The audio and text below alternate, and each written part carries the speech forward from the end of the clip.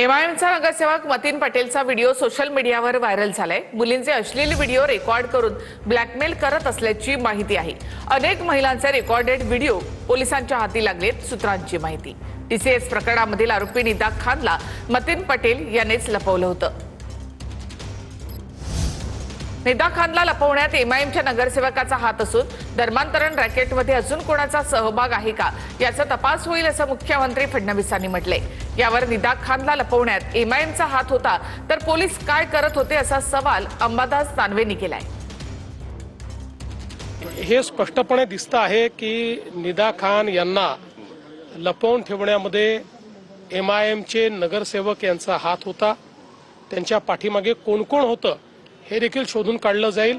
अशा प्रकारे कन्व्हर्जन रॅकेटमध्ये ते इन्व्हॉल्ड आहेत का, कन्व्हर्जन रॅकेटला ते मदत करतायत का, त्यांचा आशीर्वाद त्याला आहे काय, सगळं शोधलं जाईल। मला वाटतं सगळ्यात पहिले गृहमंत्र्याचं अपयश लपवण्यात पोलीस काय करत होते?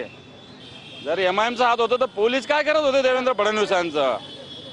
त्याच्यामुळे उगाच दुसऱ्यावर आरोप करण्यापेक्षा तुमचे पोलीस अकार्यक्षम आहे ते सांगा ना।